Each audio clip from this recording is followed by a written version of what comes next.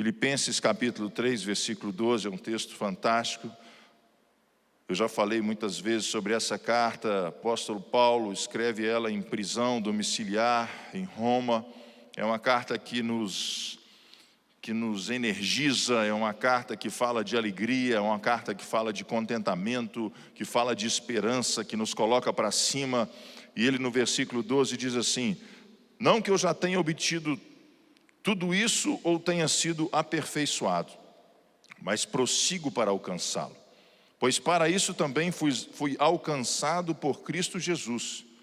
Irmãos, não penso que eu mesmo já tenha alcançado, mas uma coisa eu faço, esquecendo-me das coisas que para trás ficam e avançando para as que estão adiante de mim, prossigo para o alvo, a fim de ganhar o prêmio do chamado celestial de Deus em Cristo Jesus.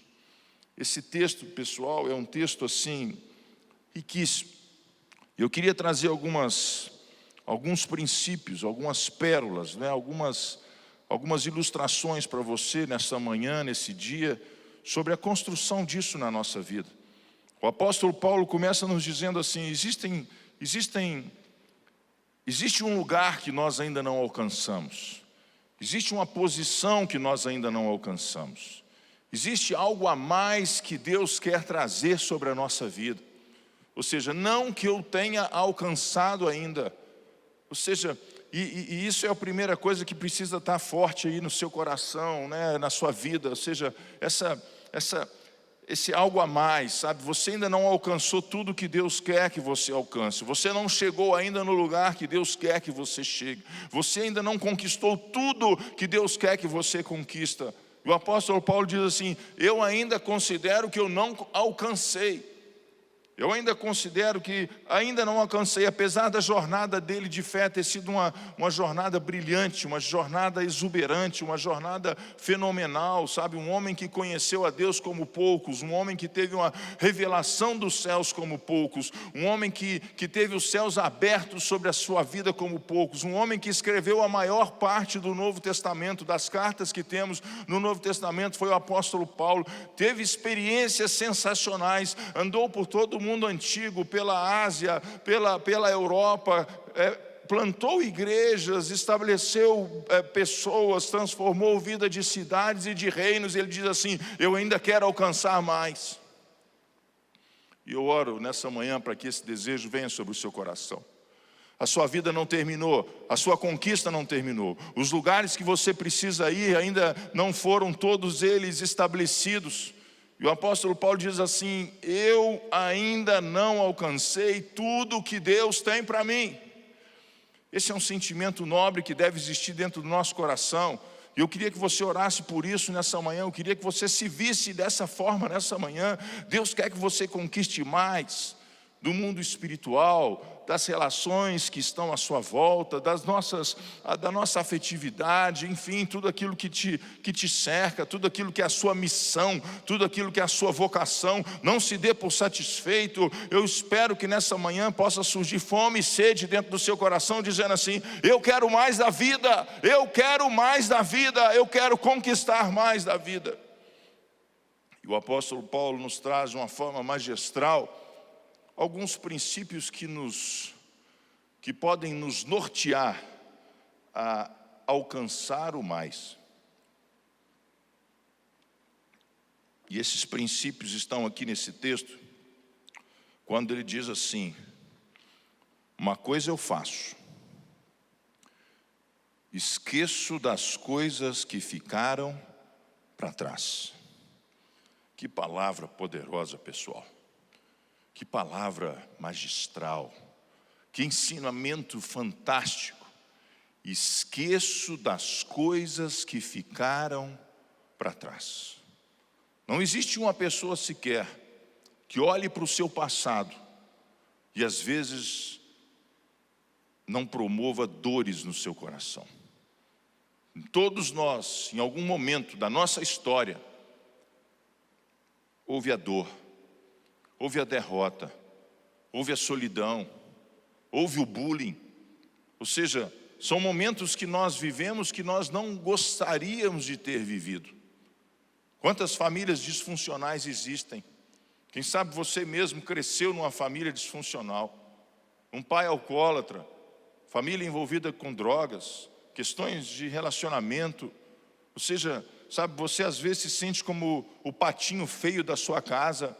Você às vezes rejeitado pelo seu pai ou pela sua mãe. Você às vezes, sabe, sem a oportunidade na sua escola, sempre cerceado, sempre inferiorizado, sempre apequenado. Quantas pessoas se sentem profundamente traumatizadas pela sua história. Quem sabe você passou por um dissabor profissional e você abriu um negócio e quebrou, e você empreendeu algo que você gostava, que você sonhava e não deu certo, e aquilo magoa, aquilo dói, aquilo fere a nossa alma, fere o nosso coração. Quem sabe você passou por um casamento e hoje você vive um estado de viuvez, ou você vive um divórcio, ou você vive um cerceamento, sabe, dentro da sua família, que te traz mágoa, que te traz dores, sabe, que te traz esse sentimento de inferioridade.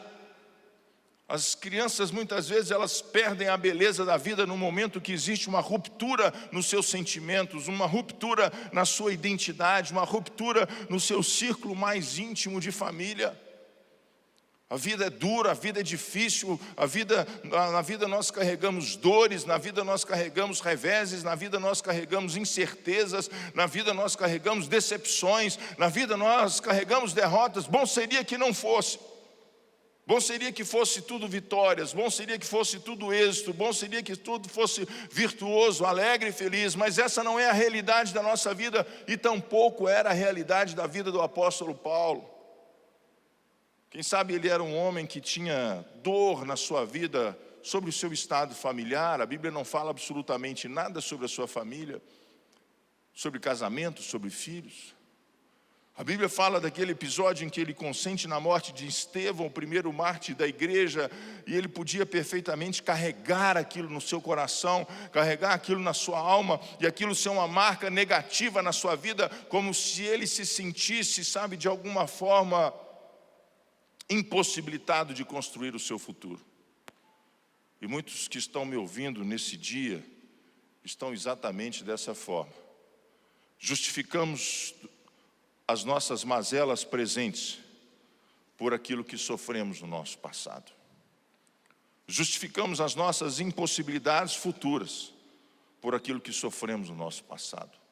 Não é porque você teve uma decepção no seu casamento, não é porque você foi criado numa família disfuncional, não é porque o país ou a cidade que você mora não te ofereceu uma condição de você prosperar no seu empreendimento. Não é porque alguém te traiu, não é porque você às vezes foi considerado como alguém menor, como alguém sem importância, que a sua vida não tenha beleza em Deus, que a sua vida não tenha exuberância em Deus, que a sua vida não tenha grandeza em Deus.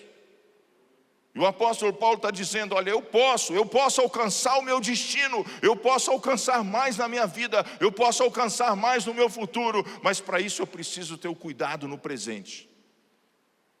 E o cuidado que ele diz, a primeira coisa é, eu vou me esquecer daquilo que ficou para trás.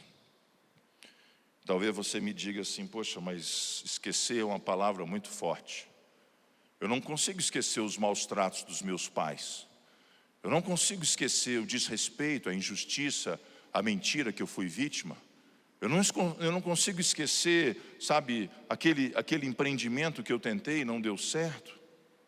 Mas essa palavra esquecer, ela não significa que você vai apagar da sua mente. Mas ela significa que você não vai levar em conta aquilo para que você possa construir um futuro livre daquilo que você sofreu. O peso do passado nos impede de buscar o nosso futuro. O peso, as dores do passado, elas muitas vezes, sabe, que estão sobre os nossos ombros, que estão sobre a nossa alma, a questão toda familiar que é tão forte na existência humana, ela nos impede de progredirmos. E as pessoas se engalfinham e as pessoas se sentem demasiadamente pesadas e como que impossibilitadas de progredir. Nessa manhã eu oro por você no nome de Jesus, para que você seja livre das suas dores no passado, porque aquilo que não te mata, te faz mais forte. aquilo que não te mata te faz mais forte. E com certeza, essas experiências negativas que a vida te proporcionou, e você não gostaria de ter passado por elas, e ninguém gosta de passar por elas, te fez uma pessoa mais cascuda, te fez uma pessoa mais robusta, te fez uma pessoa mais senhora de si mesmo, te fez uma pessoa mais capaz de enfrentar e de conquistar os seus inimigos que estão por vir. Por isso não é para você abaixar sua cabeça e chorar, por isso é para você levantar sua cabeça. Por isso é você, para que a gente possa olhar para o amanhã, para que a gente possa ter esperança em relação ao amanhã, para que a gente perceba a grandeza de Deus em relação ao amanhã. Esse princípio ele é fundamental, esse princípio ele é básico, esse princípio ele é fenomenal, ele é fantástico. Eu queria nessa manhã orar por você e orar pela sua casa e orar pelas pessoas que moram com você, dizendo: não leve em conta as dores do seu passado.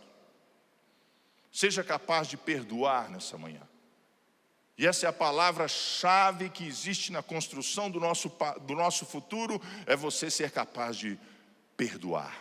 O apóstolo Paulo está dizendo: eu não somente perdoo o outro, mas eu perdoo a mim mesmo. Será que você já fez essa oração? Você se perdoando? Você se perdoando pelos seus erros, você se perdoando pelos seus fracassos, você se perdoando pelo mal que você causou na vida dos outros, pelo comportamento inadequado, pelo desrespeito, pela mentira, pela inveja, pela palavra maldita que você não teria que falar aquilo e você falou, e você se culpa por isso. E eu quero te dizer, Deus te perdoa, mas não é isso só, você também precisa se perdoar. Você também nessa manhã precisa se enxergar como alguém livre para voar em direção ao seu futuro. Nós podemos todos ter essa experiência. Nós podemos todos nos reinventar, nos redescobrir. Nós podemos todos em Deus ter uma versão melhor de nós mesmos. Você pode tomar essa decisão hoje, essa decisão agora. O seu passado não vai determinar o seu futuro. As suas dores não vão te amarrar de forma que você seja impossibilitado de voar em destino aquilo que você precisa e quer conquistar. A Universidade de Harvard, numa ocasião, fez um experimento. Eles pegaram um mendigo na rua, vestiram aquele mendigo com roupas bonitas, deram um trato naquele homem, cortaram o seu cabelo, fizeram a sua barba, perfumaram aquele homem, colocaram nele roupas bonitas, colocaram ele uma semana num hotel de luxo, e ele tomou um banho de loja e falava com as pessoas e conversava com as pessoas. E depois de uma semana naquele hotel, ele foi conduzido a um abrigo e disse: agora você precisa construir a sua vida, você precisa trabalhar. E um gerente do hotel deu emprego para aquele homem, querendo reconstruir a vida daquele homem. E ele começou a trabalhar num emprego modesto, porque ele não tinha nenhuma qualificação profissional, ele era uma pessoa que vivia anos na rua. E ele trabalhou a primeira semana, a segunda semana, a terceira semana ele já não foi mais para o emprego. E as pessoas se preocupavam, queriam achá-lo. E o acharam novamente nas ruas, na mendicância. E foram conversar com ele e disseram: eu não tenho nenhuma perspectiva para o meu futuro. Eu não tenho nenhuma vontade de realização em relação ao meu futuro. Isso nos mostra algo maravilhoso que nós precisamos carregar nas nossas vidas. Uma pessoa que não tem visão do seu futuro sempre voltará ao seu passado. Qual é a visão do seu futuro que você tem? Qual é a visão da sua família que você tem? Qual é a visão que você mesmo tem a seu respeito? Eu queria que você fechasse os olhos nessa manhã por um momento e pudesse perceber a beleza de Deus na sua vida, e pudesse perceber o amor de Deus pela sua vida, e pudesse perceber a grandeza de Deus por você, é maior do que a disfuncionalidade familiar, é maior do que os nossos erros, é maior do que os nossos pecados, é maior do que os nossos desacertos, é maior do que a nossa maior tragédia. Uma pessoa que não é capaz de ter uma visão do futuro, ela sempre se voltará ao seu passado. Uma pessoa que não é capaz de ter uma visão de futuro, ela sempre retornará ao seu passado. E ao passado de dores, ao passado de descrédito, passado de fracasso. Por isso não é incomum que as pessoas vivam a vida de forma cíclica e as derrotas alcancem essas pessoas recorrentemente, porque sempre voltamos ao nosso passado, quando não temos uma visão do nosso futuro. Essa manhã eu queria te incentivar, ao ler esse texto, a ter uma visão grandiosa sobre o seu futuro. E o apóstolo Paulo não fala somente isso. Ele diz assim: não somente esqueço das coisas que ficaram para trás, mas eu avanço, eu prossigo para o alvo que está diante de mim.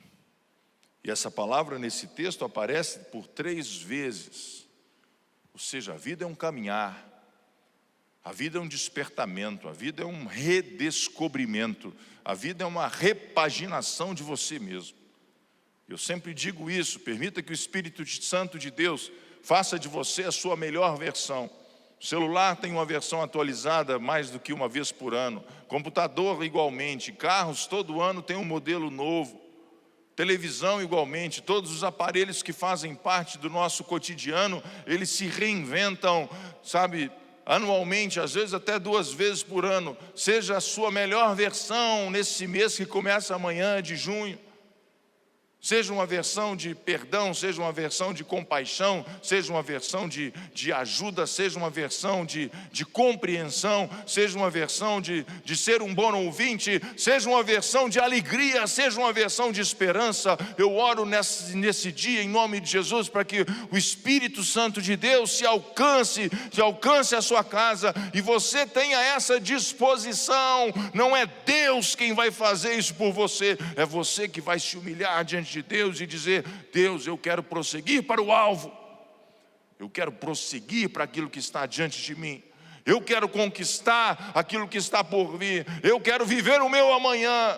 Isso é que é esperança. Esperança é você trazer para o hoje aquilo que está, a vida te projeta para o seu futuro. Imagine os atletas olímpicos que se preparam uma vida inteira para participar de uma Olimpíada, que seria agora, nesse próximo mês, em Tóquio, no Japão. E eles têm uma expectativa, e eles têm uma esperança. E a esperança deles é se qualificar, e a esperança deles é ganhar uma medalha, e a esperança deles é participar daquela festa onde os atletas mais nobres e mais bem preparados do mundo participam. E aquilo os fazem virar à noite, aquilo os fazem, sabe, ir ao extremo da sua humanidade. Aquilo faz com que aqueles atletas vivam treinamentos de 10, 12, 14 horas por dia, e aquilo faz com que eles se alimentem perfeitamente de uma dieta e uma nutrição balanceada, porque eles têm uma expectativa: eu quero chegar lá, eu quero conquistar a medalha de ouro. Você é um atleta. Pode não ser um atleta olímpico, mas você é um atleta da vida, você é um atleta de Deus, você é um atleta do bem. E Deus quer que essa esperança possa brotar no seu coração. Deus quer que essa esperança ela seja nossa fonte, que nos impulsione ao nosso destino. E se eu pudesse nessa manhã, entrar aí na sua casa e dizer para você que Deus tem planos maravilhosos para a sua vida, que Deus te ama, não importa qual seja a sua dor, não importa qual seja o seu desespero, não importa qual seja o seu drama, Deus é maior do que isso tudo. E o apóstolo Paulo diz: eu prossigo, eu não vou parar, eu não vou desistir, eu não vou me desentusiasmar, eu vou me estimular a mim mesmo, eu vou me incentivar a mim mesmo. Como a Bíblia diz no livro de Oséias: conheçamos e prossigamos em conhecer ao Senhor. Quero terminar contando para vocês a história de Caleb, um homem que viveu esse versículo. Um homem que estava pronto para conquistar o seu futuro. Um homem que juntamente com Josué foi visitar a terra prometida, mas lamentavelmente eram 12, e daqueles 12 espias, 10 foram contrários à conquista da terra prometida. Somente Josué e Caleb eram favoráveis, disseram: vamos, Deus é conosco, nós vamos conquistar. A voz daqueles 10 inflamou o povo, e o povo começou a chorar, e o povo começou a se lamentar, achando que não podia conquistar o que Deus tinha para eles. Preste atenção, era a promessa de Deus para aquele povo, como Deus tem promessa para a sua vida. Você precisa conhecer as promessas que Deus tem para você. Você precisa conhecer as promessas que Deus tem para você. Uma pessoa que não tem a perspectiva de futuro, ela sempre ficará presa e voltará ao seu passado. E 40 anos se passaram no deserto, e de novo o povo estava à beira da terra prometida, em Cades Barneia. Caleb era um homem de 86 anos de idade. Para quem está me ouvindo e achando que a sua vida já está no final, Deus tem muito para realizar na sua vida. Deus tem muitas conquistas, Deus tem muitas vitórias, Deus tem muitos relacionamentos, Deus tem muitas amizades, Deus tem propósito para você. Não pense você que você, não faz parte mais dos planos de Deus. Absolutamente. 86 anos de idade, Caleb vai se encontrar com Josué, o seu grande companheiro de batalha, o seu grande amigo. E ele diz a Josué: eu quero a minha promessa. Eu estou pronto para conquistar a minha promessa. Eu sou hoje um homem mais forte do que eu era 40 anos atrás. Eu sou hoje um homem mais forte do que eu era 40 anos atrás. Preste atenção nas palavras de Caleb, e que essa unção de Caleb possa invadir a sua vida. 40 anos se passaram, e Caleb disse: nada vai me devolver de conquistar o que Deus tem para a minha vida. Me libera, Josué, porque eu vou subir essa montanha, eu vou conquistar essa terra, eu vou deixar essa terra de herança aos meus filhos, porque foi Deus quem me deu. Prossiga, meu querido, prossiga. Se você está aí com o seu casamento com problemas, prossiga firme com o seu casamento. Se você está aí com dificuldades com seus filhos, se ajunte a eles, ligue para eles hoje, faça uma oração com eles. Se você não conversa com seu pai, com a sua mãe há tanto tempo, hoje é o dia. Prossiga na construção da harmonia, prossiga na construção da esperança, prossiga na relação de amor e de perdão. Tire o peso que está sobre os seus ombros. O apóstolo Paulo diz: eu ainda não conquistei, mas eu esqueço das coisas que ficaram para trás, e eu prossigo para o alvo da soberana vocação em Cristo Jesus. Queria terminar essa reunião dizendo para você que você pode ter conquistado muitas coisas na sua vida, e eu oro para que isso seja uma verdade. Mas eu queria te desafiar a ir além e ainda ter maiores conquistas na sua família, maiores conquistas na sua vida profissional, maior conquista nos seus relacionamentos, maior conquista na sua relação com Deus. Que você aproveite esse tempo e se aproxime de Deus. Conquistas que vão fazer de você a sua melhor versão. Deus abençoe a sua vida. Deus abençoe a sua casa. Passe aqui pela igreja, nós estamos aqui no drive-thru. Queremos abençoar a sua casa. Domingo que vem, se prepare, nós vamos abrir a igreja, e vamos nos organizar. Quero que você participe conosco em um dos nossos cultos. Se você puder fechar os seus olhos e orar comigo. Se você estiver ao lado da sua esposa, do seu esposo, dos seus filhos, reúna a sua família agora aí na sua casa. Você vai dizer, olhando nos olhos do seu marido, vamos prosseguir. Você vai dizer, olhando nos olhos da sua esposa, vamos prosseguir. Você vai dizer, olhando nos olhos dos seus filhos, vamos prosseguir. As lutas podem ser grandes, mas Deus não nos chamou para voltar para trás. Deus nos chamou para avançar.